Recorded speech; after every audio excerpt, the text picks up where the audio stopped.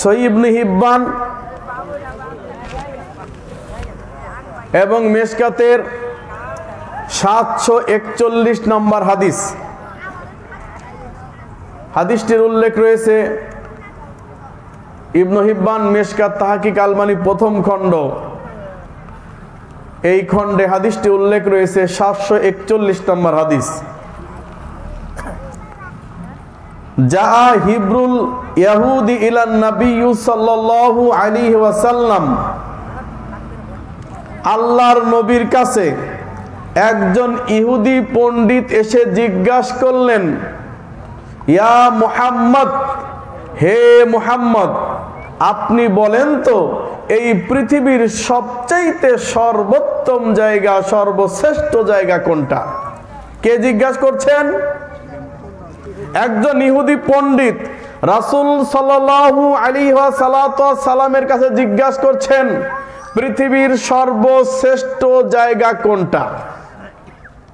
রাসূল সাল্লাল্লাহু আলাইহি ওয়াসাল্লাম সাকাতা, রাসূলুল্লাহ সাল্লাল্লাহু আলাইহি ওয়াসাল্লাম চুপ থাকলেন এবং বললেন, আমি চুপই থাকবো হাত্তা নাজালা জিবরিল আমিন, যতক্ষণ পর্যন্ত জিবরিল আমিন আমার কাছে না আসছেন ততক্ষণ পর্যন্ত আমি চুপ থাকবো। তার মানে রাসূল সাল্লাল্লাহু আলাইহি ওয়াসাল্লাম জানেন না পৃথিবীর সর্বশ্রেষ্ঠ জায়গা কোনটা, জিবরিল আমিন আসলে তাকে জিজ্ঞাসা করবেন। যদি রাসূল সাল্লাল্লাহু আলাইহি ওয়াসাল্লাম নিজের মন থেকে কোনো কথা বলে দিতেন হয়ে যেত, কিন্তু না, আল্লাহ নবী সাল্লাল্লাহু আলাইহি ওয়াসাল্লাম নিজের মন মস্তিষ্ক থেকে কোনো কথা বলেন না। তিনি যা বলেন তা আল্লাহর পক্ষ থেকে ওহীর অপেক্ষা করেন, ওহী না আসা পর্যন্ত তিনি কথা বলেন না। প্রমাণ সূরা নাজম 53 নম্বর সূরা 3 এবং 4 নম্বর আয়াতে আল্লাহ বলেন, ওমা ইয়ানতিকু আনিল হাওয়া ইন হুয়া ইল্লা ওয়াহয়ু ইউহা। ওমা ইয়ানতিকু আনিল হাওয়া, আমার নবী হাওয়া অনুযায়ী মনে যা চায় তা অনুযায়ী কথা বলেন না, বরং তিনি যা বলেন আমার পক্ষ থেকে ওহী ছাড়া তিনি কোনো কথা বলেন না। মানে আমি ওহী না করা পর্যন্ত নবী মুহাম্মদ কোনো কথা বলেন না। এবার আসেন, আল্লাহর নবী যদি আমাদের হুজুরদের মতো ইচ্ছা মতো ফতোয়া বানায় ডেলিভারি দিত তাহলে তার কি হতো? কি হতো? আল্লাহ বলছেন সূরা হাক্কা, পবিত্র কোরআনে সূরা হাক্কা 69 নম্বর সূরার 44 থেকে 47 আয়াতে আল্লাহ বলছেন, ওয়ালাউ তাকাওয়ালা আলাইনা বা'দাল আকাওয়িল লা আখাযনা মিনহু বিল ইয়ামিন সুম্মা লা কাতা'না মিনহুল ওয়াতিন। আমার নবী যদি নিজের মন থেকে, মন মস্তিষ্ক থেকে কোনো কথা বানিয়ে শরীয়ত বলে চালিয়ে দিত, আমি নবী তার ডান হাত ধরে ফেলতাম, গিরবাদেশ কেটে নিতাম, গলা কেটে ফেলতাম, তোমরা কেউ তাকে রক্ষা করতে পারতে না। সুবহানাল্লাহ। তাহলে বোঝা গেল রাসূল সাল্লাল্লাহু আলাইহি ওয়াসাল্লাম নিজের থেকে কোনো কথা বলেন না। কিন্তু বর্তমান দেখা যাচ্ছে 1000 আমলের কথা বলতে পারবো যা আমাদের ভিতরে প্রচলিত আছে, যার সপক্ষে পবিত্র কোরআনের একটা আয়াতও নাই, একটা সহিহ হাদিসও নাই, একটা জয়ীফ হাদিসও নাই, একটা বানোয়াট হাদিসও নাই, কোথাও নাই। 1000 আমলের কথা বলতে পারবো যা আমাদের সমাজে প্রচলিত আছে। কয় হাজার? আমার ছোট্ট গবেষণায় 1000 আমল প্রচলিত রয়েছে যার সপক্ষে একটা ভুয়া দলিল নাই। বলবেন যে হুজুর কি বলেন, 1000 আমল আছে যার সপক্ষে একটা দলিলও নাই। 1000টা তো আর বলতে পারবো না, 2-1টা বলবো ইনশাআল্লাহ। আমি আপনাকে কিয়ামত পর্যন্ত বলে যাব যে এই ব্যাপারে একটা দলিল দেখান, আপনি কিয়ামত পর্যন্ত চেষ্টা করে এই ব্যাপারে দলিল দেখাতে পারবেন না। ভাই, আমাদের সালাতের মধ্যে ভুল হয় কি হয় না? ভুল হয় কি হয় না? ভুল হলে সহসেজদা দিতে হয়, তাই না? কিন্তু দেখবেন আমাদের দেশে একটা ট্রেডিশন আছে যে যদি ইমাম সাহেব ভুল করে ফেলে তাহলে সহসেজদা দুটো অতিরিক্ত সেজদা দেওয়ার আগে ডাইন দিকে একটা সালাম মারে, আছে না নাই? আল্লাহর এই জমিনের উপরে আসমানের নিচে এ মর্মে একটা ভুয়া হাদিসও নাই। যে ডাইন দিকে সালাম মারতে হবে। একটা ভুয়া হাদিসও নাই, একটা বললাম। কিয়ামত পর্যন্ত আপনি চেষ্টা করে এই মর্মে কোনো হাদিস খুঁজে পাবেন না। প্রচলিত আছে আমাদের সমাজে, কিন্তু এই মর্মে কোনো হাদিস নাই। তাহলে সহু সেজদা কিভাবে দিবেন? সহু সেজদার দুইটা পদ্ধতি আছে। কয়টা পদ্ধতি? দুইটা পদ্ধতি আছে। রাসূল সাল্লাল্লাহু আলাইহি ওয়াসাল্লাম সহু সেজদা দিয়েছিলেন কি দেন নাই? দিয়েছিলেন। বুখারী আজিজুল কোনদিত 1 থেকে 10 খণ্ড সালাতের অধ্যায়ের 360 নম্বর হাদিস। রাসূল সাল্লাল্লাহু আলাইহি ওয়াসাল্লাম একদিন আসরের সালাত আদায় করতে গিয়ে 4 রাকাতের জায়গায় 2 রাকাত পড়ে বসে গেলেন। 4 রাকাতের জায়গায় কয় রাকাত? 2 রাকাত পড়ে বসে গেলেন। এইবার সাহাবায়ে কেরামের দিকে মুখ ঘুরে তিনি বসলেন। আর মুখ ঘুরে বসার পরে তিনি দেখলেন যে সাহাবায়ে কেরাম দেখলেন যে আল্লাহর রাসূলের মুখটা অনেক রাগান্বিত এবং মুখ দিয়ে মনে হচ্ছে যে ডালিমের কুয়া, ওই রকম রক্ত ছুটে বের হচ্ছে। এই জন্য কেউ সাহস পাচ্ছে না যে আল্লাহর নবী কম করছে সালাতে, এই কথাটা বলার কেউ সাহস পাচ্ছে না। একজন সাহাবী সর্বপ্রথম কথা বলে উঠলেন, যার নাম হচ্ছে জুলিয়া দাইন, যার 2 হাত লম্বা। বললেন, ইয়া রাসূলুল্লাহ সাল্লাল্লাহু আলাইহি ওয়াসাল্লাম, আপনি কি সালাত কম করেছেন না ভুলে গেছেন? রাসূল সাল্লাল্লাহু আলাইহি ওয়াসাল্লাম বললেন, কি বলো? আমি সালাত কমও করি নাই, ভুলেও যাই নাই। তার মানে রাসূল সাল্লাল্লাহু আলাইহি ওয়াসাল্লাম যে ভুলে গেছেন তাও ভুলে গেছেন। এরপরে সাহাবায়ে কেরামকে বলতেছেন, এই সাহাবীরা, জুলাদাইন, এই হাত লম্বা এই লোকটা যে কথা বলছে আমি নাকি সালাত কম করছি, আসলে কি সালাত কম করছি নাকি? সাহাবায়ে কেরাম বলতেছেন, ইয়া রাসূলুল্লাহ, আপনি তো এই 4 রাকাত নামাজ 2 রাকাত পরে সালাম ফিরিয়ে দিয়েছেন।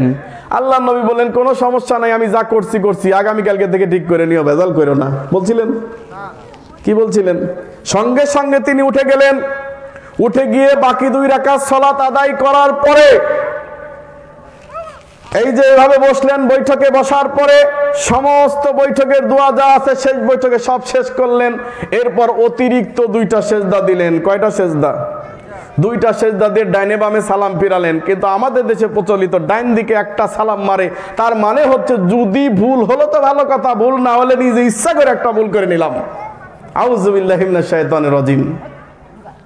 যদি ভুল হলো তো ভালো কথা, যদি ভুল না হয় তাহলে ডান দিকে ইচ্ছা করে একটা সালাম মেরে নিলাম। শোনেন, সহু সেজদার 2টা পদ্ধতি, রাগ হচ্ছেন? জানার দরকার আছে না? সহু সেজদার 2টা পদ্ধতি। একটা পদ্ধতি হচ্ছে সালাতের ভিতরে যদি ইমাম ঠিক পায় যে তার ভুল হয়েছে, তাহলে সালাম ফিরানোর আগেই 2টা সহু সেজদা দিয়ে সালাত শেষ করবে। আর যদি ইমাম দেখে তিনি সালাত শেষ করার পরে ভুল প্রমাণিত হয়, মুসল্লি ভুল লোকমা ধরিয়ে দেয়, তাহলে এই ইমাম আবার উঠবে। উঠার পরে তিনি বাকি 2 রাকাত সালাত আদায় করে শেষ করে এবার কি করবেন? সালাম ফিরানোর আগে 2টা সহু সেজদা, অতিরিক্ত 2টা সেজদা দিবেন। তো ঘটনা হচ্ছে অনেক ইমাম সাহেব এরকম ভুল করে থাকেন। ভুল করার পরে উনি বলছে, ভুল তো করছি 2 রাকাত পড়ছি, 3 রাকাত পড়ছি, ওটা বাদ আবার নতুন করে শুরু করে। আছে না নাই? হ্যাঁ, আছে না নাই? লোকটা না জানার কারণে। আমার আজকে আলোচনার বিষয় হচ্ছে জানা না থাকলে জেনে নিতে হবে। কারণ আল্লাহ তাআলা বলছেন সূরা নাহাল 16 নম্বর সূরার 43 এবং 44 নম্বর আয়াতে, ফাসআলু আহলা যিকরি ইন কুনতুম লা তা'লামুন বিল বাইয়িনাতি ওয়াজ যুবুর। ফাসআলু, তুমি জিজ্ঞাসা করে নাও, যদি তোমার জানা না থাকে জেনে নাও। তবে জানা না থাকলে কাদের কাছে জানবে? আহলে জিকির, যারা কোরআন হাদিস পড়ে তাদের কাছে জেনে নাও। তবে বিল বাইয়িনাতি ওয়াজ যুবুর, দলিল প্রমাণ সহকারে। দলিল প্রমাণ সহকারে। যারা দলিলের অনুসরণ করে তারা হচ্ছে ইত্তেবা করে আল্লাহ এবং তার রাসূল সাল্লাল্লাহু আলাইহি সাল্লাম। আর যারা দলিলের অনুসরণ করে না তারাই হচ্ছে আল্লাহ এবং রাসূলের অনুসরণ করে না, তারা তাকলিদ করে। তাকলিদ কাকে বলে? বেলাম দলিল, যার কোনো দলিল নাই, একজন বলেছে আমল করে যায়। আর ইত্তেবা অনুসরণ কাকে বলে?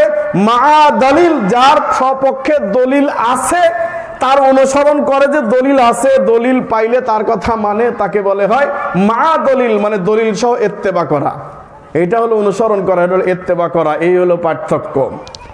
তো এখন আপনি এই যে সৌসেজদা দিবেন, এই যে দুইটা পার্থক্য রয়েছে, এইভাবে দিবেন। এমন কি আপনি এক রাকাত পড়েন নাই, আপনি হুজরাখানায় চলে গেছেন, তারপরে যদি মুসল্লিরা ডাকে হুজুর আসেন, এই ভুল তো হয়েছে, এক রাকাত পড়েন নাই, ওই এক রাকাত পরে সৌসেজদা দিলে হয়ে যাবে ইনশাআল্লাহ তাআলা। কিন্তু তাই বলে আপনি আবার মুসল্লিদেরকে আবার নামাজ সালাত আদায় করাবেন, এটা তো ঠিক নয়। এবার আসেন, রাসূল সাল্লাল্লাহু আলাইহি সাল্লাম সৌসেজদা দিলেন, দেওয়ার পরে তিনি সালাত শেষ করার পরে মুসল্লিদের দিকে তাকিয়ে বললেন, সাহাবায়ে কেরামের দিকে তাকিয়ে বললেন, এই সাহাবীরা, আনা বাশারুম মিসলুকুম, আমি তোমাদের মতোই একজন মানুষ। কি বললেন?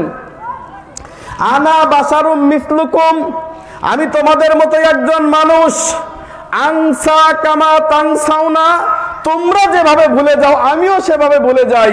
ফাইদা নাসিতু ফাযাক্কিরুনি, সুতরাং আমি যদি ভুলে যাই তোমরা আমাকে স্মরণ করাই দিবে। হাদিসটা কোথায়? সহিহ বুখারী। সহিহ বুখারী কোথায়? আজিজুল হক নদীতে 1 থেকে 10 খণ্ড। 1 থেকে 10 খণ্ড কোথায়? সলাতের অধ্যায়। হাদিস নাম্বার কত? 360। সব ভুলে গেলে হাদিস নাম্বারটা মনে রাখবেন, কত? 360 নাম্বার হাদিস। রাসূল সাল্লাল্লাহু আলাইহি সাল্লাম বলছেন, ইন্নামা আনা বাশারুম মিসলুকুম, আমি তোমাদের মতোই একজন মানুষ। আনসা কামা তানসাউনা, তোমরা যেভাবে ভুলে যাও আমিও সেভাবে ভুলে যাই। ফাইদা নাসিতু ফাযাক্কিরুনি, সুতরাং আমি যদি ভুলে যাই তোমরা আমাকে স্মরণ করায় দিও। বলেন সুবহানাল্লাহ। যে ইমাম সাহেব সালাতে ভুল করে, মুসল্লিরা চিন্তা ভাবনা করে এই ইমাম আর রাখা যাইবে না, খালি নামাজে সৌসেজদা দেয়। আর ইমাম তো আপনার উপকার করছে। কি করছে? সৌসেজদা দিয়ে উপকার করছে। কারণ কি জানেন? মিস্টার খিনজাব ইবলিস, খিনজাব শয়তান নামে একটা মিস্টার শয়তান আছে। কি নাম? কথা কন না কেন? কি নাম? খিনজাব। এই খিনজাব এসে সালাতের মধ্যে ডিস্টার্ব করে। আপনার বাম দিকে আসে, বুঝছেন? বাম দিকে এসে বলে, এই তোর দোকান 2টা না? হ্যাঁ, 2 দোকানের হিসাব কর। এই তোর বউয়ের সাথে আজকে ঝগড়া লাগছিল না? তোর বউরে এমনি এমনি করে ওরে শায়েস্তা করবি। নামাজের মধ্যে এসে পরামর্শ দেয়। কোথায় দেয়? সালাতের মধ্যে পরামর্শ দেয়। এই ভালো কথা, ওই যে ওই লোকের সাথে ওই যে একটা নাটক দেখছিলে, এই নাটকের ফিনিশিং তো হইলো না, 6ষ্ঠ পর্বটা কিভাবে দেখা যায় ওটা ডাউনলোড করে দেখিস, এরকম পরামর্শ দেয় কি দেয় না? একটা ভাইরাল গান হইছে, এই ভাইরাল গানটা তোমরা এই জায়গায় গেলে এই ঘাটছিলে না ইউটিউব, ওইভাবে না, এইভাবে যদি সার্চ দিতে পাবি, সব সালাতের মধ্যে এসে বলে কি বলে না? কথা কয় না? আপনারা মনে হয় সব জিবরিল আমিন হয়ে গেছেন, আপনাদের ডিস্টার্ব করে না? করে না? আরে আল্লাহ নবীকে সে ডিস্টার্ব করছে শয়তান, আর আমরা তো সাধারণ মানুষ।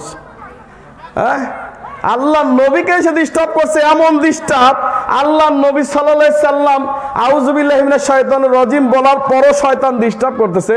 এবার তিনি শয়তানকে অভিশাপ দিচ্ছেন, তারপরেও ডিস্টার্ব করতেছে। এবার নবী সাল্লাল্লাহু আলাইহি সাল্লাম এইভাবে ধরে ফেললেন শয়তানরে। আল্লাহ নবী বলতেছে যে তার গলা এইভাবে আমি ধরে ফেললাম, ও মন হাঁসফাঁস করতে করতে লালা আমার হাতের সাথে। এই দেখো সালাতের বল বললেন, এখন আমার হাতের সাথে। আমি তোমাদেরকে মদিনার খুঁটির সাথে ওকে বেঁধে রাখবো মনে করছিলাম, মদিনার খুঁটির সাথে, মদিনার মসজিদে নববীর খুঁটির সাথে বেঁধে রাখবো, কিন্তু করলাম না। কারণ কেন করি নাই? কারণ আমার ভাই সুলাইমান আল্লাহর কাছে দোয়া করেছিল, আল্লাহ গো লা ইয়ামবাগি লিয়াহাদিন, আমাকে যেই রাষ্ট্র আপনি দান করেছেন অন্য কাউকে দান করবেন না। কারণ জিনকে উনি বশীভূত করেছিলেন, আল্লাহ ক্ষমতা দিয়েছিলেন, তাই না? এজন্য আমার ভাইয়ের কথা মনে পড়ার কারণে আমি তাকে ছেড়ে দিলাম। ডিস্টার্ব করছে কি করে নাই? আল্লাহ নবীকেও ডিস্টার্ব করছে, আপনাকেও ডিস্টার্ব করবে, আমাকেও ডিস্টার্ব করবে, এটাই স্বাভাবিক। তো ডিস্টার্ব করলে কি করবেন?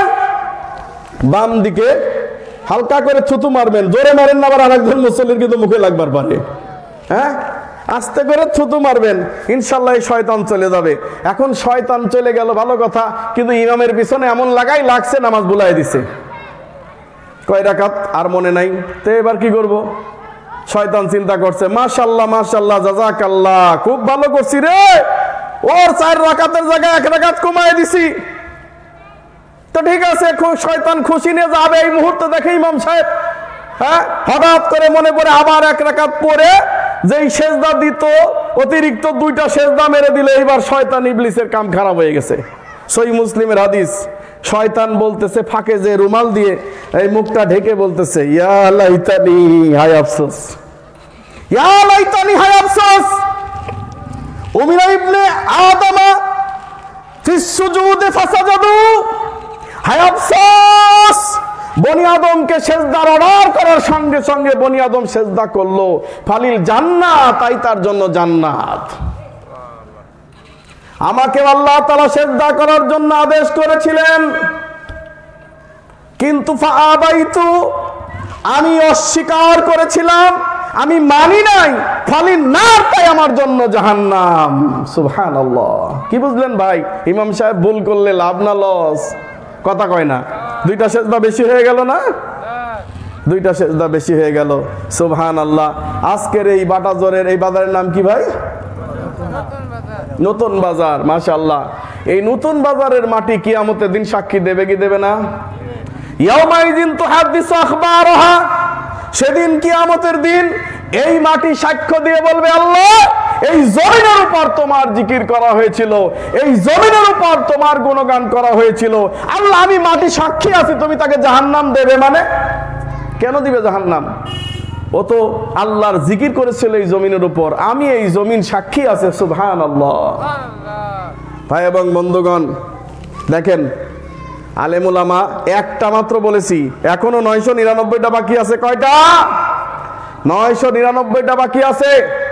আল্লাহর নবী সাল্লাল্লাহু আলাইহি ওয়াসাল্লাম, তার বিবি ছিল জীবদ্দশায় কয়টা? 9টা।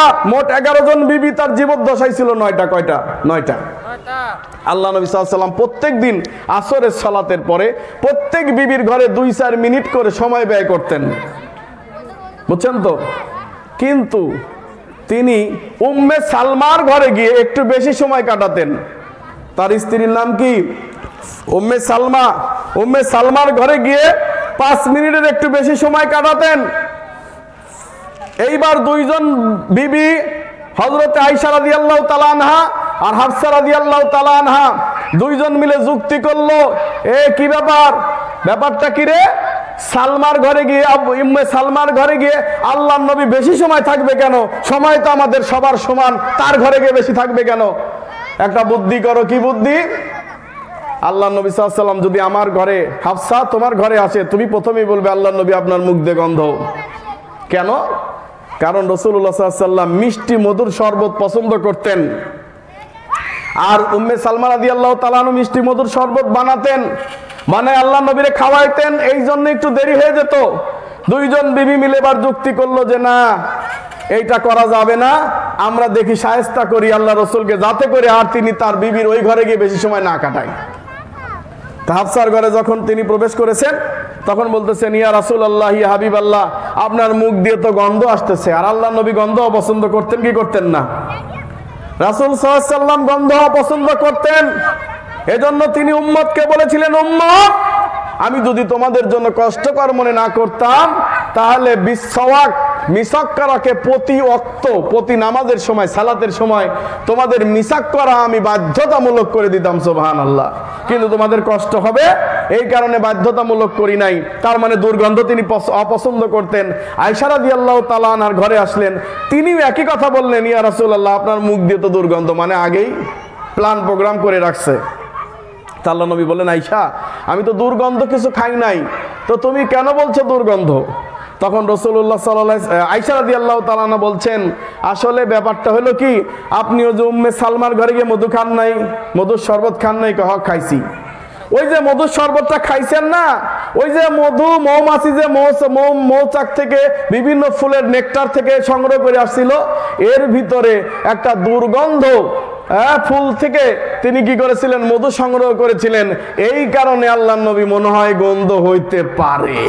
আল্লাহর নবী বললেন, হ্যাঁ, তা হইতে পারে অবশ্য। এরপরে তিনি বলেন, আল্লাহি আল্লাহর কসম, আল্লাহি আল্লাহর কসম, আল্লাহি আল্লাহর কসম, আজকে থেকে আমি মধু খাওয়া বাদ দিয়ে দিলাম। এইবার এই কথা বলা দেরি আছে, কোরআন আয়াত নাজিল হইতে দেরি নাই। একটা সূরাই নাজিল হয়ে গেল, সূরা তাহরিম। কি সূরা? কথা বলেন, কি সূরা?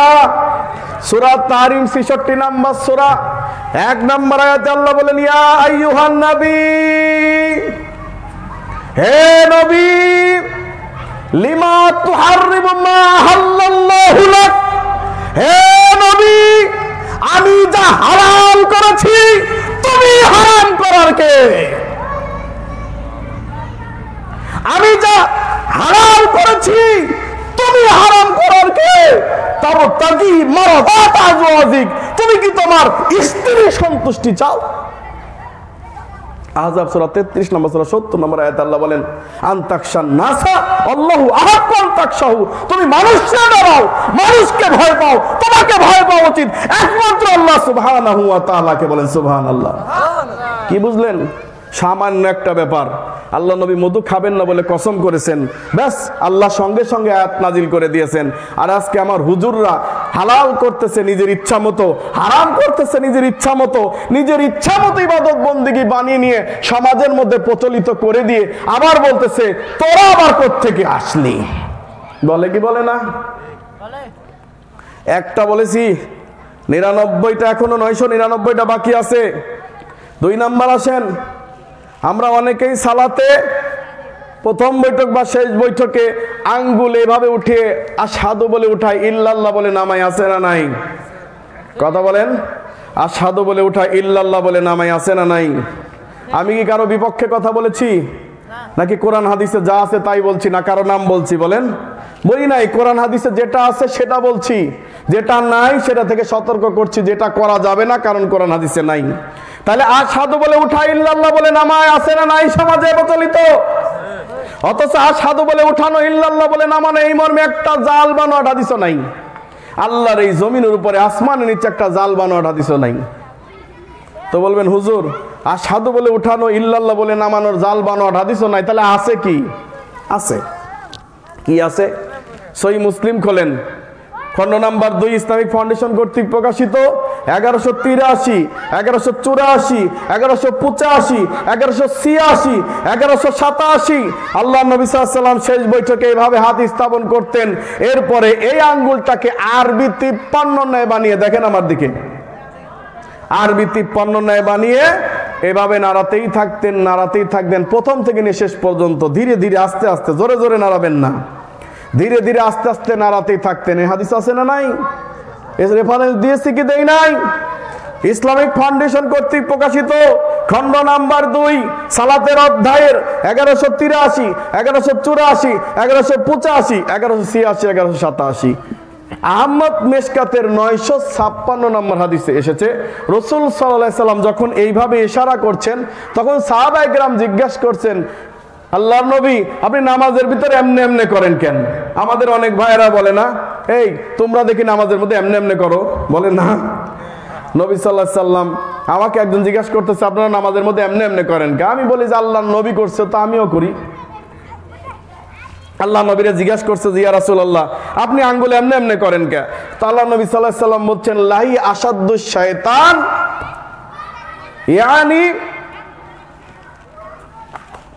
এইটা হচ্ছে শয়তানের কাছে এত কষ্টদায়ক। একজন মানুষকে লোহা দ্বারা পিটালে যেভাবে কষ্ট পায়, শয়তান এইভাবে শাহাদতের আঙ্গুলের ইশারা দেখলে এইভাবে কষ্ট পায়। সুবহানাল্লাহ। সুতরাং ভাই এবং বন্ধুগণ চিন্তা করে দেখেন পরিস্থিতি কেমন, আমরা কি রকম আমল করতেছি যার সপক্ষে কোনো দলিলই নেই। আর একটা আমল আমাদের দেশে খুব প্রচলিত, ফরজ সালাত বাদে সম্মিলিত মোনাজাত, আছে না নাই? ওয়াজ শেষ করে সম্মিলিত মোনাজাত, আছে না নাই? জানাজা শেষ করে সম্মিলিত মোনাজাত, আছে না নাই? আছে না? আছে। এই রকম মোনাজাতের অর্থাৎ সম্মিলিতভাবে এইভাবে আমি যেভাবে বলেছি সেইভাবে দোয়া কিন্তু আছে, মোনাজাতও আছে। রাসূল সাল্লাল্লাহু আলাইহি ওয়াসাল্লাম হাত তুলে দোয়াও করেছেন, মোনাজাতও করেছেন, দোয়াও করেছেন, সবই ঠিক আছে, কিন্তু তার পদ্ধতি যদি একটু বাতিল হয়ে যায় তো বাতিল। তিনি পদ্ধতি কি তিনি একা একা হাত তুলে দোয়া করছেন, বহু প্রমাণ আছে। আবার তিনি সম্মিলিত করছেন বৃষ্টি প্রার্থনার সময়, সেটা দলিল আছে।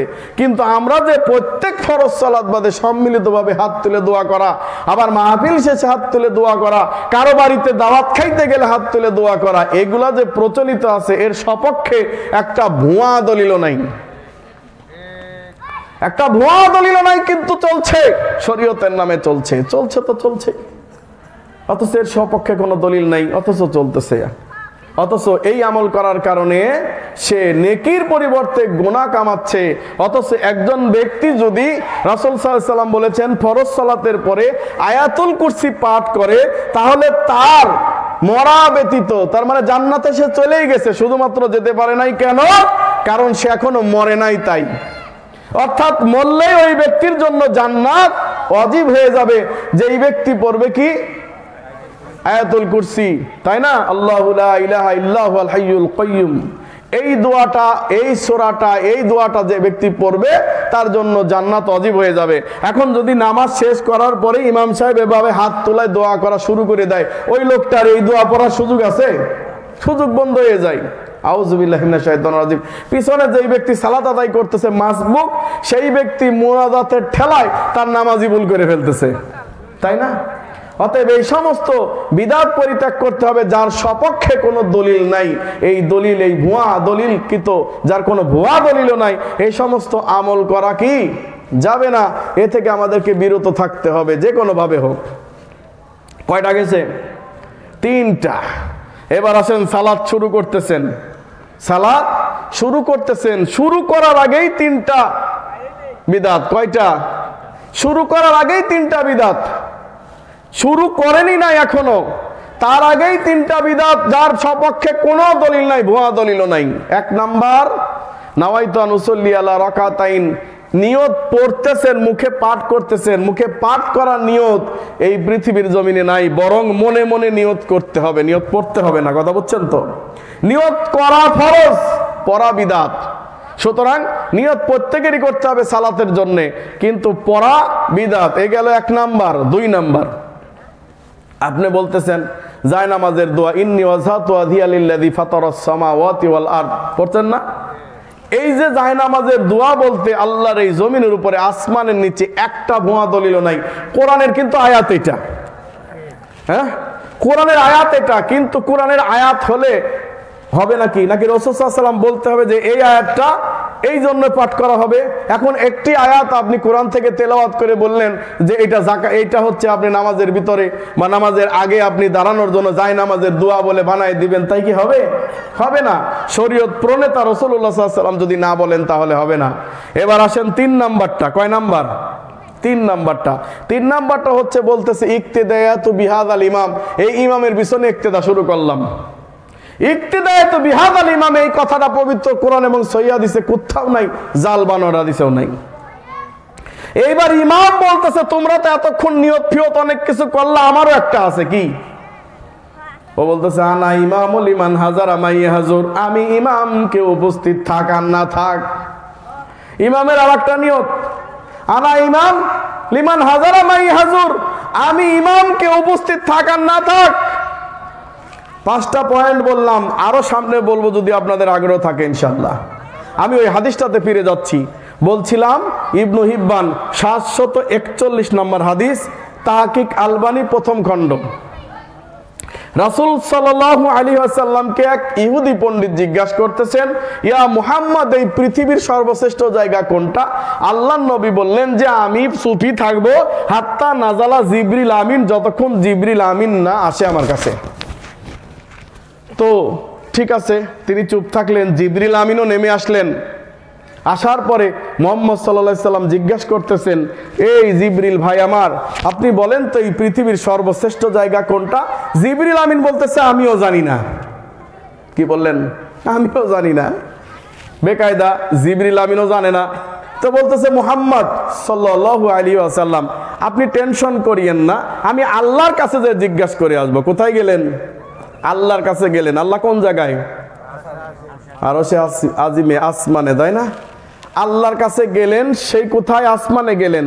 কিন্তু আমাদের এক শ্রেণীর লোকজন বলতেছে না, আল্লাহু আলা কুল্লি মাকান, আল্লাহ সর্বত্র বিরাজমান। বলে কি বলে না? নাউজুবিল্লাহ। আল্লাহ যদি সর্বত্র বিরাজমান থাকতেন তো জিবরিল আমিন নেমে আসলেন, আবার উপরে যাওয়ার দরকার কি? হ্যাঁ, উপরে যাওয়ার দরকার কি? তিনি নিজ থেকেই আল্লাহর কাছে বলতেন যে আল্লাহ গো, ইহুদি পণ্ডিত জিজ্ঞাসা করতেছে, মুহাম্মদ সাল্লাল্লাহু আলাইহি সাল্লাম বলতে পারতেছেন না, তুমি বলে দাও না। তিনি চলে গেলেন উপরে। কারণ আল্লাহ তাআলা কোথায়? সুম্মাস্তাওয়া আলাল আরশ, আল্লাহ সুবহানাহু ওয়া তাআলা আরশে। কোথায়? এখন এই আরশে তিনি শুয়ে আছেন। বসে আছেন নাকি তিনি কিছু হাঁটতেছেন আমরা জানি না, আমরা জানি না। তিনি আরশে আছেন, আরশটা কেমন কিভাবে আছেন আমরা জানি না, লা আদরি, আমরা এটা জানি না, আমাদের জানার দরকার নেই। আল্লাহ আরশে বসে পর্যন্তই শেষ, উঠেছেন বসে আছেন সমুন্নত, কোনো দরকার নাই। কি দরকার ওগুলো আমাদের কোনো জানার দরকার নেই। আল্লাহ আছেন আরশে, এটাই যথেষ্ট, না কি করে, এটাই যথেষ্ট। এবার আসেন আমাদের দেশের দুইজন পণ্ডিত মানুষ, একজন হচ্ছে কিউট বয়ের সাথে আরেকজন ছিলেন, দুইজন মিলে এসে ফেসবুকে সরাসরি লাইভ দিয়ে বলতেছেন, ভাইও আমরা খুব কষ্ট পেয়েছি। ভাইও কি কষ্ট পেয়েছেন ব্রাদার?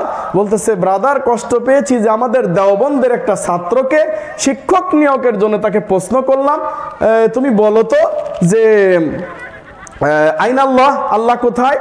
এই প্রশ্নটা জিজ্ঞাসা করে আমি তাকে প্রথম এটা দিয়ে জিজ্ঞাসা করতে শুরু করলাম যে আইনাল্লাহ কোথায় আল্লাহ?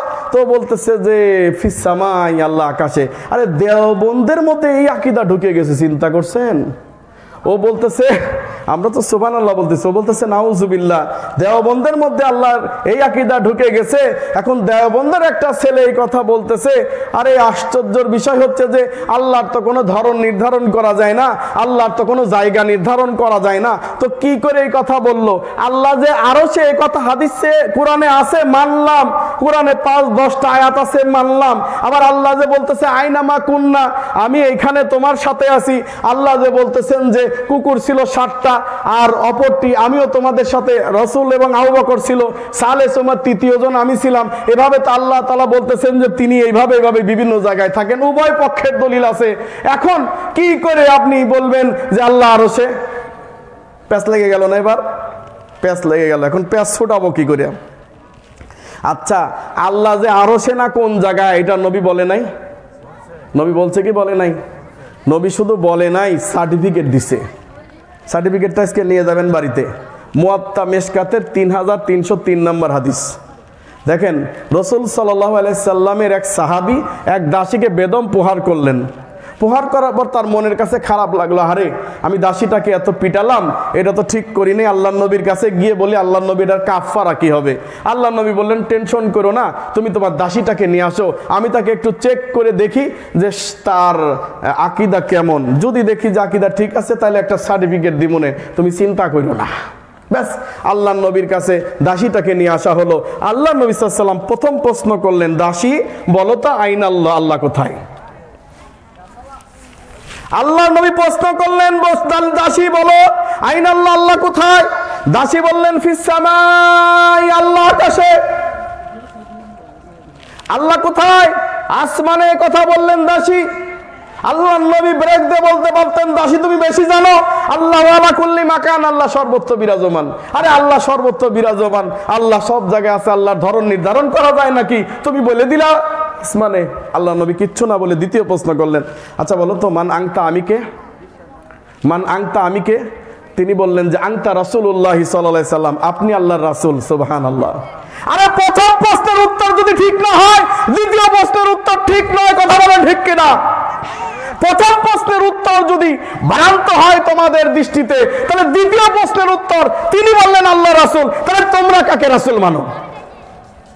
সার্টিফিকেট দিচ্ছেন আল্লাহ নবী সাল্লাল্লাহু আলাইহি সাল্লাম, বলতেছেন আহা ইতিখা, এই দাসীকে ছেড়ে দাও, মুক্ত করে দাও, মুক্ত বাতাসে তাকে ছেড়ে দাও। ফা ইন্নাহা মুমিনা, আমি সার্টিফিকেট দিচ্ছি এই দাসী বিশ্বাসী, আমি সার্টিফিকেট দিচ্ছি এই দাসী মুমিনা। বলেন সুবহানাল্লাহ। ফিকুল আকবার 51 নম্বর পৃষ্ঠা। ইমাম আবু হানিফা রাহিমাহুল্লাহ তিনি বলছেন, কেউ যদি বলে আল্লাহ আকাশে না জমিনে, আমি জানি না, লা আদরি, আমি জানি না আল্লাহ আকাশে না জমিনে, ফাকাত কাফার, আসে কাফের। দলিল দিয়েছি কি দেই নাই? ফিকুল আকবার 51 নম্বর পৃষ্ঠা দেখে নিবেন। ইমাম আবু হানিফা বলছেন, যে ব্যক্তি বলে যে আল্লাহ আকাশে না জমিনে আমি জানি না, সেই ব্যক্তি কাফের। আমার ফতোয়া না, ইমাম আজম ফতোয়া দিয়েছেন। শুধু তাই নয়, ইমাম আবু হানিফা এই কথা বলছেন, আল্লাহ আসমানে, আল্লাহ সুম্মাস্তাওয়া আলাল আরশ, আল্লাহ তার রহমান আলাল আরশ ইস্তাওয়া, আল্লাহ আসমানে আছেন। শুধু তাই না, আল্লাহ যদি আসমানে না থাকতেন, তিনি কি বলছেন, আল্লাহ যদি আসমানে না থাকতেন তাহলে আমরা দোয়া এইভাবে করতাম না, ঘুরে ঘুরে করতাম। হ্যাঁ, চারিদিক রাউন্ড করে করতাম, কারণ আল্লাহ আলা কুল্লি মাকান। যেখানে রাসূল সাল্লাল্লাহু আলাইহি ওয়াসাল্লাম ফায়সালা দিয়েছেন, আজকে 1400 বছর পরে এসে এই কিউট বয় নামের ছেলেটা বলতেছে যে আহারে ছেলেটা বিগড়ে গেছে। ছেলেটা বিগড়ে যায় নাই, এই আকীদা প্রত্যেক লোকের মধ্যে আলহামদুলিল্লাহ ঢুকে যাচ্ছে। ঠেকাতে পারবে না ইনশাআল্লাহ। একদিন গণজাগরণ ঘটবে ইনশাআল্লাহ তাআলা, ইসলামের সঠিক ইসলামের বিজয় হবে ইনশাআল্লাহ তাআলা। কথা বলেন ঠিক কিনা? সুতরাং ভাই এবং বন্ধুগণ, এই যে আল্লাহ তাআলা যদি সব জায়গায় সর্বত্র বিরাজমান থাকতেন, এই জিবরিল আমিন উপরে যেতেন না, বরং নিচ থেকেই সমাধান আল্লাহকে বলতেন। তিনি গেলেন সেই আসমানে, 7 আসমান উপরে গেলেন, যাওয়ার পরে ফিরে এসে বললেন, মুহাম্মদ আজকে আমি আল্লাহর সবচাইতে নিকটবর্তী হয়েছিলাম। বলেন সুবহানাল্লাহ। আল্লাহ সবচাইতে নিকটবর্তী হয়েছিলাম। কেমন? জিবরিল বলতেছে যে আল্লাহ তাআলার 70,000 নূরের বাইরে, পর্দার বাইরে ছিলাম। বলেন সুবহানাল্লাহ। আল্লাহ তাআলা 70,000 নূরের পর্দার বাইরে ছিলাম। সুবহানাল্লাহ। আজকে আমি সবচাইতে আল্লাহর নিকটবর্তী হয়েছিলাম। মুহাম্মদ, আল্লাহ আমাকে 2টা প্রশ্ন, তুমি একটা প্রশ্ন করেছো, আল্লাহ উত্তর দিয়েছে 2টা। কয়টা? আল্লাহ উত্তর দিয়েছে 2টা। কি উত্তর দিয়েছে? প্রথম উত্তর হচ্ছে শাররুল বিকাই আসওয়াকুহা, এই পৃথিবীর সবচাইতে নিকৃষ্ট জায়গা বাজার। কথা বলেন ঠিক কিনা? এই পৃথিবীর সবচাইতে নিকৃষ্ট জায়গা, টয়লেটের চাইতেও নিকৃষ্ট জায়গা বাজার। অথচ বাজারে লোকের অভাব নাই। হ্যাঁ, নিকৃষ্ট জায়গা থাকতেই তারা পছন্দ করে। আর এই পৃথিবীর আর পৃথিবীর সর্বোত্তম জায়গা হচ্ছে মসজিদ সমূহ। বলেন সুবহানাল্লাহ। পৃথিবীর সর্বোত্তম জায়গা কোনটা? মসজিদ সমূহ।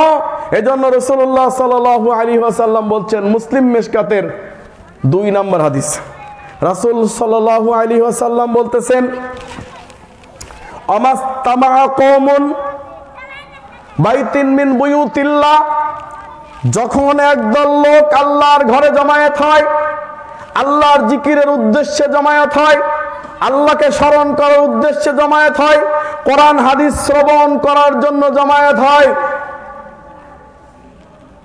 এবং ইয়াতলুনা কিতাবাল্লাহ, আল্লাহর কিতাব তেলাওয়াত করে, ওয়া ইয়াতাদারাসুনাহু, শুধু তেলাওয়াত করে না, বরং তেলাওয়াত করার পর এক্সপ্লেনেশন, ব্যাখ্যা মানুষকে বোঝায়, অর্থ মানুষকে বোধগম্য করে, কোরআন হাদিস মানুষের সামনে প্রচার করে। আল্লাহ রাসূলুল্লাহ সাল্লাল্লাহু আলাইহি সাল্লাম বলছেন, নাজালাত আলাইহিমুস সাকিনা, সেখানে আল্লাহর স্বয়ং রহমত নাজিল হয়, সাকিনা নাজিল হয়। বলেন সুবহানাল্লাহ। তো এখানে সাকিনা নাজিল হচ্ছে কি হচ্ছে না? সুবহানাল্লাহ।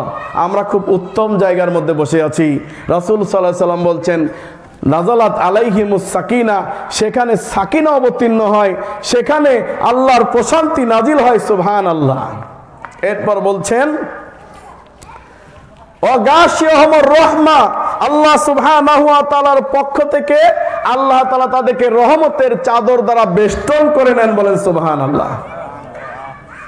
ওয়াহাক্কাহুমুল মালায়েকা, আল্লাহ তাআলা ফেরেশতাদের সামনে গর্ব করে বলেন, বান্দার সম্পর্কে গর্ব করে বলেন, ফেরেশতারা দেখো, মানুষ সৃষ্টি করতে তোমরা মতানক্য করেছিলে, দেখো আজকে মানুষ আমার কোরআন হাদিস তেলাওয়াত করছে। বলেন সুবহানাল্লাহ। আল্লাহ গর্ব করে বলেন, সুবহানাল্লাহি ওয়া বিহামদিহি সুবহানাল্লাহিল আযীম। সুতরাং আমরা এমন একটি জায়গায় বসে গেছি যেটা রহমতের চাদর দিয়ে আল্লাহ তাআলা ঘিরে রেখেছেন। বলেন সুবহানাল্লাহ। এই রহমতের জায়গা ছেড়ে আমরা চলে যাব? বলেন চলে যাব কি না? যাব না ইনশাআল্লাহ। আসেন, রাসূল এই অনেকে দেখবেন যে কবরে, এই কবর দেওয়ার পরে পাশে 4টা খেজুরের ডালা গাড়ে, আছে না নাই? হ্যাঁ, আমার কথা বিরক্ত লাগতেছে? 4 পাশে 4টা ডালা গাড়ে। কেন ডালা গাড়ে? জিজ্ঞাসা করলাম, ভাই ডালা গাড়লেন কেন? খেজুরের ডালা গাড়লেন বলে যে এই ডালাগুলা আল্লাহর জিকির করতেছে, অতএব এদেরকে গেড়ে দিলাম, এই লোকটার কিছুটা আযাব হলেও এই ডালার কারণে মুক্তি পাবে। এই উদ্দেশ্য নিয়ে ডালা গাড়ে কি গাড়ে না? আপনাদের এলাকায় গাড়ে না? একটা ছোট বাচ্চা পিচ্চি মরছে পেটের থেকেই, জানাজা দিছে, আচ্ছা দিক, সমস্যা নেই। এরপর ওটারে কবর দিল, কবর দেওয়ার পর এটারও 4 দিক দিয়ে ডালা গাড়তেছে। তো আমি জিজ্ঞাসা করলাম, ভাই ডালা গাড়েন কেন?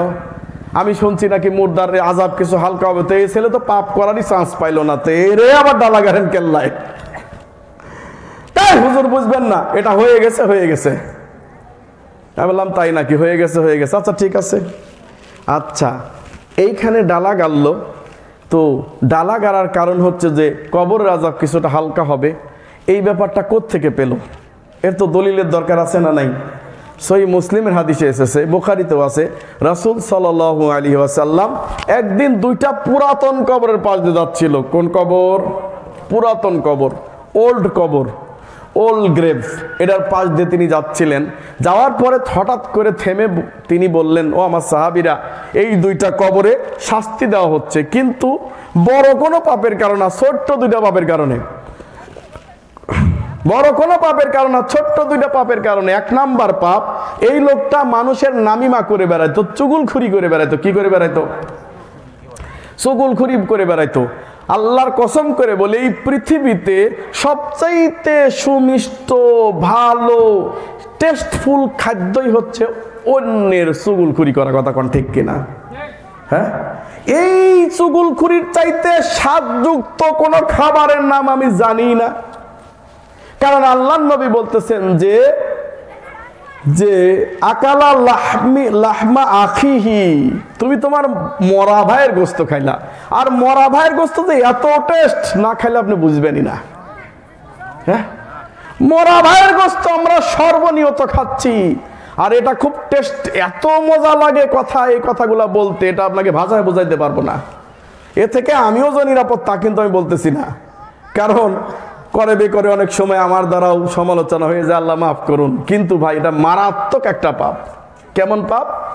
আপনি জেনা করছেন, ব্যভিচার করছেন, ঘুষ খাইছেন, সুদ খাইছেন, সুদ খাইছেন, ঘুষ খাইছেন, হ্যাঁ, যাই করেন না কেন আল্লাহর কাছে কায়েমন বাক্যে বলেন, আল্লাহ যা করছি করছি, তুমি তো আল্লাহ, তুমি তো রহমানুর রহিম, তুমি তো গফুরুর রহিম, আল্লাহ তুমি তো পাপ করার জন্যই বনি আদম সৃষ্টি করছিলে, আল্লাহ পাপ তো করছি, আমি তোমার কাছে তোমার রহমতের আশা করি, আল্লাহ লা তাকনা তুমি রহমতুল্লাহ, তুমি বলছো তোমার রহমত তুমি থেকে নিরাশ হতে না করছো, আল্লাহ মাফ চাই, আল্লাহ তুমি আমাকে ক্ষমা করে দাও। আল্লাহ মাফ করে দেবেন, দেবেন কি দেবেন না? আল্লাহ মাফি শুধু করবেন না, ফুরকান সূরা 70 নম্বর সূরা 25 নম্বর আয়াতে আল্লাহ বলছেন, ফুরকান সূরা 25 নম্বর সূরা 70 নম্বর আয়াতে আল্লাহ বলছেন, ইল্লা মান তাবা ওয়া আমালা ওয়া আমিলা আমালান সালিহা ফাউলাইকা ইউবাদদিলুল্লাহু সাইয়্যাতিহিম হাসানা ওয়া কানাল্লাহু গফুরুর রহিমা। বান্দা এই পাপ করে, সেই পাপ করে, সেই পাপ করে, কিন্তু সে যদি তওবা করে আমি তার সব গুনাহ মাফ করে দেই। শুধু গুনাহ মাফই করি না, যেই পরিমাণ গুনাহ বান্দা করেছে সেই পরিমাণ গুনাহ আমি নেকি দ্বারা বদলায় দেই। বলেন সুবহানাল্লাহ। পাপ করতে করতে পাহাড় পরিমাণ করেছেন, পাহাড় পরিমাণ নেকি দিয়ে বদলায় দিবে। ছোটবেলা থেকে মাদ্রাসায় পড়ছে, ও কোনোদিন পাপ করার চান্সই তেমন পাই নাই, কিন্তু মনে মনে একটু অহংকার আছে, আমি না বিরাট হুজুর, আমি না অনেক কিছু করছি। কিন্তু একটা লোক সারা জীবন পাপ করছে, হঠাৎ করে আল্লাহর কাছে তওবা করে ওই লোকটার চেয়ে বেশি দামি হয়ে গেছে। হয় কি হয় না? কারণ ওই পাপ করার কারণে পাপ এত পর্যায়ে পৌঁছাইছে, পাহাড় পরিমাণ, দুনিয়া পরিমাণ বেড়ে গেছে। আল্লাহ বললো যা নেকি তারা বদলাই দিলাম, তাহলে ওর নেকির চাইতে ওর নেকির বেশি হয়ে গেল না? সুবহানাল্লাহ। আল্লাহ তাআলা এটাই চান যে বান্দা আমার কাছে ফিরে আসুক, তওবা করুক। কিন্তু মাগার অথচ কিন্তু সুতরাং বাবারে, কাবার গিলাপ ধরে মাপ চাইলেও চুগলখুরির পাপ মাপ হবে না, নামিমার পাপ মাপ হবে না, কাবার গিলাপ ধরে চাইলেও মাপ হবে না। আল্লাহর কাছে সেজদায় থাকতে থাকতে মৃত্যুবরণ করলে হবে না, মাপ হবে না, এটাই চূড়ান্ত। যদি সেই ভাই বেঁচে থাকে, বেঁচে থাকাকালীন সেই ভাইয়ের কাছে মাপ চান, ভাইয়ারে আমি তোমার চুগলখুরি করেছিলাম, মাফ করে দে, দয়া করে, কি করছিলাম শুনতে চাস না রে ভাই, আমাকে মাফ করে দে, তুই আমার দিনী ভাই, আল্লাহ মাফ করবেন। আর যদি তা না করেন, আল্লাহ বলবেন আমি এটা মাফ করতেই পারি না, অসম্ভব, মাফ হবে না। ওই ভাইয়ের কাছে ক্ষমা না চাইলে আপনার ক্ষমা হবে না। সুতরাং লোকটা যদি মারা যায়, লোকটার জন্য সাদাকা করুন, লোকটার জন্য সাদাকা করুন, লোকটার বেশি বেশি প্রশংসা করুন, তার রহমতের প্রশস্তা কামনা করুন, আল্লাহ তাকে ক্ষমা করুন, বারবার দোয়া করুন, ইনশাআল্লাহ তাআলা চাইলে আল্লাহ হয়তো আপনাকে মাফও করে দিতে পারেন। তাছাড়া রাস্তা নাই, যেহেতু লোকটা মরে গেছে, এই জন্য ওলামায়ে কেরাম বলছেন যে বারবার তার জন্য ইস্তেগফার করেন, ওর জন্য দান করেন, ওর ভালো প্রশংসা করেন, ইনশাআল্লাহ আল্লাহ মাফ করে দিতে পারেন। কিন্তু বেঁচে থাকতে ওই লোকটার কাছে গিয়ে ক্ষমা চাইতে হবে, নাইলে উপায় নাই। এই হলো ছোট্ট একটা পাপের কারণে শাস্তি হচ্ছে। আর একটা হচ্ছে যে পেশাবে সতর্ক থাকে না। আমার ভাই বন্ধুগণ গুলা এমন প্যান্টই পরে গো ভাই, ওই প্যান্ট পরার পরে পেশাব সতর্ক থাকবে কি করে? উঠলে একটু পরবেই। আবার অনেকের তো কেসকি মারে অভ্যাস, হ্যাঁ, 40 কদম হাঁটবে কেসকি মারবে, 40 কদম হাঁটবে কেসকি মারবে। অতিরিক্ত পবিত্রতার নামে যে বাড়াবাড়ি করা হয়, এই বাড়াবাড়ি খুব ঘৃণিত কাজ, আল্লাহ মাফ করুন। এই সমস্ত ঘৃণিত কাজ করা যাবে না। আপনার সমস্যা থাকলে টয়লেটের ভিতরে সমাধান করেন, সেখানে টিস্যু লাগলে, পানি লাগলে, যা লাগে লাগুক, ওখানে সমাধান করেন। কিন্তু রাস্তায় কেসকি মারেন না, আর হাঁটেন না, এই বেহায়াপনাগুলা করিয়েন না। আপনি যদি এটাকে মহাপুণ্যের কাজ মনে করে এই কাজগুলা করেন, তো তাহলে আপনার স্ত্রীকেও যায় করান ঘাট ধরে, আপনি একাই জান্নাতে যাবেন, স্ত্রী বসে থাকবে। ওর লাগে না, ওর কেসকি মারা লাগে না, হ্যাঁ, আপনি একাই খালি কেসকি মারেন, ওর কেসকি ওর মারা লাগে না। আউযুবিল্লাহি মিনাশ শাইতানির রাজিম, গুলো শয়তানের ওযু আছে। তবে হ্যাঁ, আপনাকে পেশাব থেকে খুব সতর্ক থাকতে হবে, যাতে শরীরে পেশাবের ছিটা না আসে। ওইভাবে টয়লেট গুনা বানাতে হবে, ওইগুলো পেশাবখানা ওইভাবে বানাতে হবে, যাতে করে ছিটা না আসে। এই জন্য সতর্ক থাকতে হবে, নইলে কিন্তু কবরের শাস্তি হবে। এবার আসেন মূল কথায়। আল্লাহ নবী সাল্লাল্লাহু আলাইহি ওয়াসাল্লাম এবার দুইটা তাজা ডালা গাড়ে দিলেন, কবরের দুই পাশে দুইটা তাজা ডালা গেড়ে দিয়ে বললেন, আশা করা যায় আল্লাহ তাআলা এই ডালার কারণে, মানে ডালা যেহেতু জিকির করে আল্লাহ, সে কারণে হয়তো তাদের পাপ আল্লাহ শব্দ আসছে, হয়তো আল্লাহ তাদের পাপ লঘু করতে পারেন। আল্লাহ নবী বললেন হয়তো পারেন, আর এরা বলতেছে যে হবে। চিন্তা করছেন? এরপর সাহাবায়ে কেরাম 1,24,000 সাহাবায়ে কেরাম আল্লাহ নবীর এই ঘটনার পরে হাজার হাজার কবরে ডালা গেড়েছিলেন। কথা কোন ঠিক কিনা? নাউজুবিল্লাহ। ঠিক গেছিলেন, গাড়েন নাই, কোথাও প্রমাণ নাই যে আল্লাহ নবী সাহাবীরা এই ডালাগুলা গেড়েছিলেন, কখনো গাড়েন নাই। কিন্তু আমরা কি করলাম? আমরা এটা ট্রেডিশন চালু করে দিলাম, আর ডালা গেড়ে দিয়ে আমরা গায়েবের খবর দাবি করে দিলাম, হ্যাঁ এই লোকটার কবরের আযাব মাফ হবে। আউযুবিল্লাহি মিনাশ শাইতানির রাজিম। আল্লাহ রাসূল সাল্লাল্লাহু আলাইহি ওয়াসাল্লামের কাছে ওহী আসতেন, তিনি বলতে পারতেন, আমরা কি করে বললাম? তাহলে আমি গায়েবের জ্ঞান দাবি করলাম। তারপর আল্লাহ রাসূল বলতেছে হয়তো, হতে পারে, আমি পূর্ণাঙ্গ জানি না, আর আমরা বলতেছি যে হ্যাঁ মাফ করবে। আউযুবিল্লাহি মিনাশ শাইতানির রাজিম। আরে শুধু তাই না, আমাদের আলেম উলামার এত পাওয়ার, আলেম উলামার এত ক্ষমতা, আল্লাহর নবী কবরের পাশ দিয়ে হেঁটে গেছেন কিন্তু কিছুই হয় নাই। কিন্তু আমাদের আলেম উলামা যদি কবরের পাশ দিয়ে হেঁটে যায়, তাইলে 40 দিনের কবর আযাব মাফ হইয়া যায়। কয় দিনের? 40 দিনের কবর আযাব মাফ হয়ে যায়, গোর আযাব মাফ হয়ে যায়। অথচ আল্লাহ নবী হেঁটে গেলেন, একদিনেরও হলো না, কোনো প্রমাণ পাওয়া গেল না কোরআন হাদিসে। আর ওরা বলতেছে আলেম ওলামা যদি হেঁটে যায়, তাহলে 40 দিনের গোর আযাব মাফ হইয়া যায়। সুতরাং আলেমকে নিয়ে বেশি বেশি তোমার বাপের কবরের সামনে দিয়ে হাঁটাও, তোমার বাপের কবরের কাছে নিয়ে যাও, তাহলে কবর আযাব মাফ হইয়া যাইবে। আর হুজুরকে মোটা মোটা বকশিশ দান করো। আউযুবিল্লাহি মিনাশ শাইতানির রাজিম।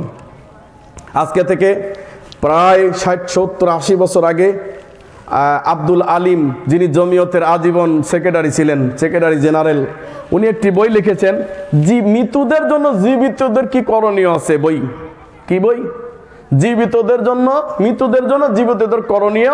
এর 28 নম্বর পৃষ্ঠা খুলে দেখবেন, সেখানে তিনি লিখেছেন যে আমাদের দেশে গরু ছাগল যখন মারা যায়, শকুনগুলা করতে জানি ঠিক পায় কি পায় না? দেখবেন যে শত শত শকুন এসে হাজির হয়ে গেছে। ওদেরকে কেডা মোবাইল করছে? ভাই কেউ মোবাইল করছে?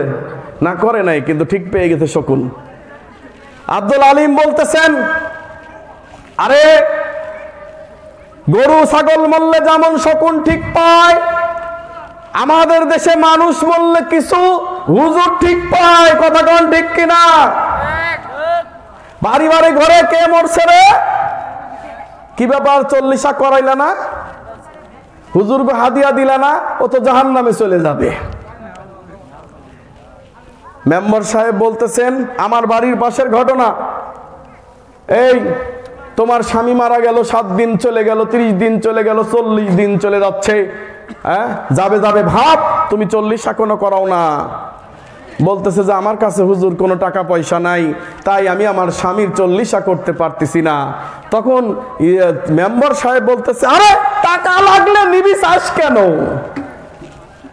টাকা লয়ে যা।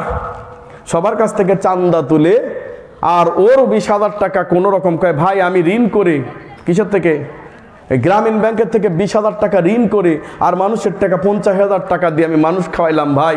দুঃখের কথা কবকারে ভাই, আমি এই 20,000 টাকা এখন কোথার থেকে দেব ভাই, আমারে বলেন। আমি বললাম যে তুমি করতে গেলা কেন? কয় না করলে তো আমার সমাজে বাস করা যায় না। কি একটা অবস্থা! আল্লাহু আকবার কাবীরা আলহামদুলিল্লাহি কাসীরা সুবহানাল্লাহি বুকরাতাও ওয়া আসিলা। আল্লাহু আকবার। লোকটা যখন জীবিত ছিল 5,000 টাকা চিকিৎসা পেলে সে বেঁচে যেত, 5,000 চিকিৎসার টাকা পেলে হয়তো সে বেঁচে যেত, কিন্তু তখন সেই 5,000 টাকা দেওয়ার মতো কেউ ছিল না। লোকটা মরে যাওয়ার পরে এবার মানুষ তার 40 করার জন্য টাকা খরচ করতেছে কি করে না? জীবিত মানুষের খবর নেয় না, মরার পরে তার খবর নেয়। আউযুবিল্লাহি মিনাশ শাইতানির রাজিম। আল্লাহ তাদেরকে কিভাবে রাখবেন বলেন? আস্তাগফিরুল্লাহ। এইগুলা কারা? ওই যে শকুনির খাবার খায়। আমি এ কথা বলি নাই, তিনি বলেছেন। আব্দুল আলিম সাহেব তার বইতে লিখেছেন, যারা এরকম খায় তারা শকুনির খাবার খায়। এই হুজুররা যারা মানুষের বাড়িতে গিয়ে 40 খায়, মরা খাওয়া খায়, এরা শকুনির খাবার খায়। শকুন যেমন গরু মরলে ঠিক পায়, হুজুর তেমন গরু মানুষ মরলে ঠিক পায়। আউযুবিল্লাহ। এই হুজুর দিয়ে কোনোদিন হক কথা হবে না, এই হুজুর দিয়ে কোনোদিন ইসলামী হুকুমত কায়েম হবে না, এই হুজুর দিয়ে জাতির চারেনা লাভ হবে না। কথা বলেন ঠিক কিনা? খালি হুজুর গই কইবেন। আজকে কি দিবস ভাই? কি দিবস? ভাষা দিবস। মাশাআল্লাহ, ভালোবাসা দিবস। হ্যাঁ, আরে ভালোবাসা দিবস, হায় রে ভালোবাসা দিবস। কুকুর এবং কুত্তা কুত্তির যেমন ভাদ্র মাস আছে না নাই? কুকুর কুত্তির যেমন ভাদ্র মাস আছে, আমাদের কিছু মানব নামের কুত্তা কুত্তির কিছু ফেব্রুয়ারি মাস আছে না নাই? যেই মাসে তারা এই ধরনের অপকর্ম করে বেড়ায়। গত বছরে শুনছিলাম যে 3 কোটি টাকার কন্ডোমই বিক্রি হয়েছে। কয় কোটি? আউযুবিল্লাহি মিনাশ শাইতানির রাজিম। 3 কোটি টাকার কন্ডোমই বিক্রি হয়েছে। এবার কয় কোটি হবে আমি জানি না, দেখা যাবে কালকের সংবাদে। আবার 5 কোটি টাকার ফুল বিক্রি হয়েছে। মানুষ খাবার পায় না, অথচ এদেরকে টাকা কোন শয়তানে যোগায় আল্লাহ জানে।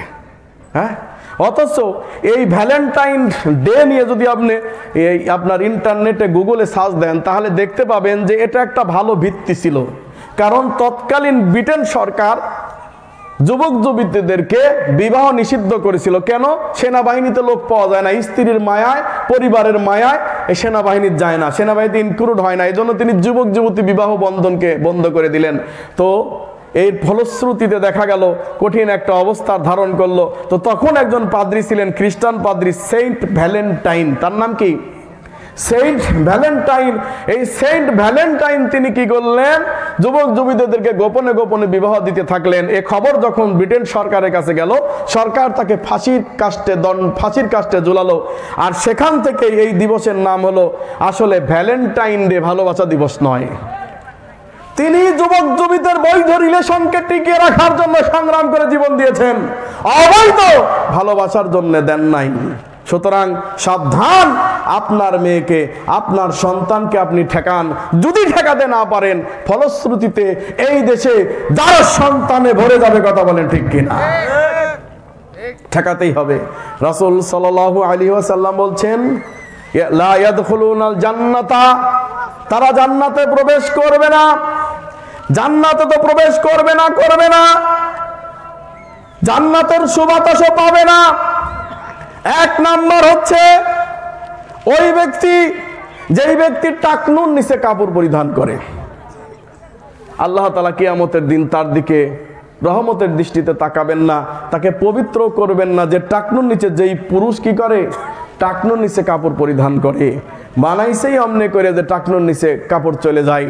আবার অনেকে দেখবেন যে সালাতের সময় আবার গোটায়, আছে না নাই? এই সালাতের সময় গোটানোর কই দলিল পাইছেন? সহি মুসলিমে আসছে 977 থেকে 982। কত? সহি মুসলিম খণ্ড নাম্বার 2 সালাতের অধ্যায় 977 থেকে 982। রাসূল সাল্লাল্লাহু আলাইহি ওয়াসাল্লাম বলছেন, সালাতের সময় তোমরা কাপড় গোটাবে না, চুল গোটাবে না। আছে না নাই?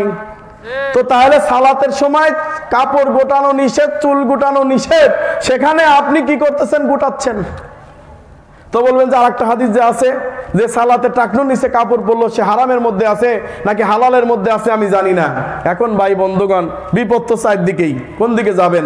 যাওয়ার কোনো কারণ নাই, একমাত্র কারণ হচ্ছে আপনার ওই প্যান্টটা টাকনুর থেকে কেটে ফেলতে হবে, টাকনুর উপরে পড়তে হবে, অবশ্যই কাটতে হবে, এছাড়া কোনো উপায় নাই। 2 নাম্বার, আর রাজুলাতু মিনান নিসা, যেই মেয়েটা পুরুষের মতো সেজে গুজে বের হয়, পুরুষ হতে চায়, আবার যেই ছেলেটা নারী হতে চায় ও বলে আমি মনে মনে নারী, ট্রান্সজেন্ডার, জেন্ডার পরিবর্তন করে, লিঙ্গ পরিবর্তন করে মেয়ে হতে চায়, আউযুবিল্লাহি মিনাশ শাইতানির রাজিম, তো জান্নাতে যাবে না, জান্নাতের সুবাতাসও পাবে না, কিয়ামতের দিন আল্লাহ তাআলা তার সঙ্গে কথা বলবেন না।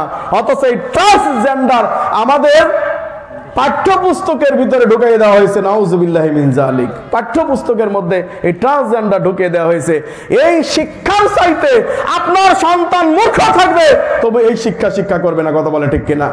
পরে জীবনে আবার বক্তব্য চালু হবে, বক্তব্য থেকে মুহাদ্দিস তৈরি হবে, কবি তৈরি হবে, দার্শনিক তৈরি হবে, বড় বড় মানুষ তৈরি হবে, বিদ্বান তৈরি হবে। প্রয়োজনে মসজিদ মাদ্রাসা থেকে আমরা ওই জাতিকে ওই শিক্ষা দিব না, যেই শিক্ষা দিয়ে মানুষকে ট্রান্সজেন্ডার শিখাবে, মানুষকে বানরের জাতি শিখাবে, ওই শিক্ষা আমরা গ্রহণ করব না।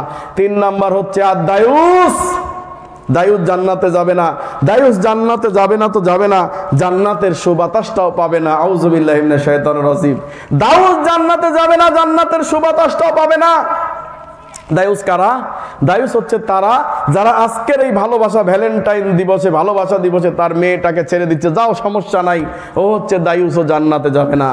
রাসূল সাল্লাল্লাহু আলাইহি ওয়াসাল্লাম বলছেন কুল্লু আইনিন জানিয়া, প্রত্যেকটি চোখের উপর জেনা অবধারিত করে দেওয়া হয়েছে। প্রত্যেকটি বনি আদমের চোখ জেনা করবেই, ও যত বড় হুজুর বুজুর্গই হোক না কেন, করবেই, লিখে দেওয়া হয়েছে, প্রত্যেকটি চোখের উপর লিখে দেওয়া হয়েছে। আর ওই নারী জেনা করেনি, ওই নারী জেনা করেনি, ওই নারী জেনা করেনি যেই নারী 21 ফেব্রুয়ারি আসলে, 14 ফেব্রুয়ারি আসলে বিভিন্ন দিবসে সুন্দর করে সেজে গুজে রাস্তা দিয়ে হেঁটে যায়, মানুষ তার সুগন্ধি পায়, মানুষ তার সেই সুন্দর সাজুগুজু দেখে। আল্লাহ নবী সাল্লাল্লাহু আলাইহি ওয়াসাল্লাম বলেছেন ও সমস্ত লোকের সাথে, সমাজের যত লোক আছে সবার সাথে জেনার দায় জেনা করেছে, নাউযুবিল্লাহি মিন যালিক। জেনা না করেও জেনা করেনি, আল্লাহ নবী সাল্লাল্লাহু আলাইহি ওয়াসাল্লাম বলেছেন, আউযুবিল্লাহি মিনাশ শাইতানির রাজিম। সুতরাং ভাই এবং বন্ধুগণ, আপনার মেয়েটাকে কন্ট্রোল করুন, আপনার ছেলেটাকে কন্ট্রোল করুন, আপনার সংসারটাকে কন্ট্রোল করুন। আল্লাহ বলছেন কু আনফুসাকুম ওয়া আহলিকুম নারা, তুমি নিজে জাহান্নামের আগুন থেকে বাঁচাও, নিজে বাঁচো, অপরকে বাঁচাও।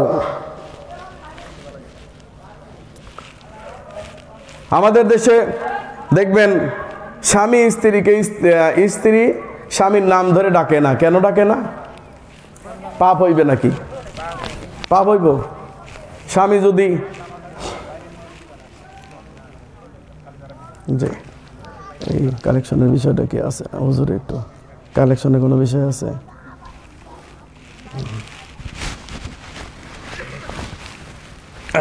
একটা লোক মারা গেল, মারা যাওয়ার পরে হুজুর এবার দাঁড়ায় বলতেছে, এই শোনেন, লোকটা তো মারা গেছে, লোকটা নামাজ পড়তো, কি কইব, আসলে তো নামাজ পড়তো না। তো বলতেছে না, নামাজ পড়তো না। তো ইমাম সাহেব বলতেছে না পড়লে অসুবিধা নাই। মাইয়াতের বয়স কত? কয় মাইয়াতের বয়স 45। মহিলা না পুরুষ? কয় মহিলা। আচ্ছা মহিলা হইলে তাইলে ওইখান থেকে 9 বছর মাইনাস, পুরুষ হলে 12 বছর মাইনাস, মাইনাস করে ওই যে 30 বছর বা 25 বছর টিকলো, এই 25 বছর দিয়ে গুণন করেন কয় কেজি চাইল হয়। কথা বোঝেন নাই? 25 বছর দিয়ে 1 কেজি করে চাইল গুণন দেন, কত হয়? যেই কয় কেজি চাইল হয়, যেই কয় কেজি খাদ্য হয়, ওই কয় কেজি মুর্দার নামে আপনি কাফফারা হিসাবে দিয়ে দেন, সালাতের কাফফারা হইয়া যাইবে। নাউযুবিল্লাহি মিন যালিক। অথচ রাসূলুল্লাহ সাল্লাল্লাহু আলাইহি ওয়াসাল্লাম বলছেন বাইনা রুজুলে বাইনা শিরকি ওয়াল কুফরি তারকুস সালাত। হ্যাঁ, মুমিন বান্দা এবং কাফের মুশরিকদের মধ্যে পরিচয় হচ্ছে কাফেররা নামাজ পড়ে না, মুমিন পড়ে। কথা বলেন ঠিক কিনা? যে ব্যক্তি সালাত পড়ে না সে কাফের, কোনো কথা নেই। মান তারাকা সালাত ফাকাত কাফারা, যে ব্যক্তি সালাত তরক করলো সে কুফরি করলো।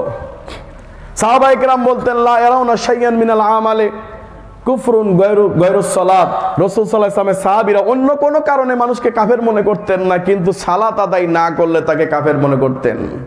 সুতরাং বন্ধুগণ, যে ব্যক্তি সালাত আদায় করবে না সে কাফের। এখন এই কাফেরের জন্য যদি আপনি 25 কেজি চাল, 25 কেজি চাল, 30 কেজি চাউল দিয়ে কাফারা দিয়ে যদি মাপ পেয়ে যান, তো তাহলে বড় ক্লার তো সব জান্নাতে চলে যাবে। কতক্ষণ ঠিক কিনা? আউযুবিল্লাহি মিনাশ শাইতানির রাজিম। সুতরাং এই ধরনের কাজকাম আমাদের দেশে প্রচলিত আছে, যার কোনোই ভিত্তি নাই। অতএব সাবধান হয়ে যান।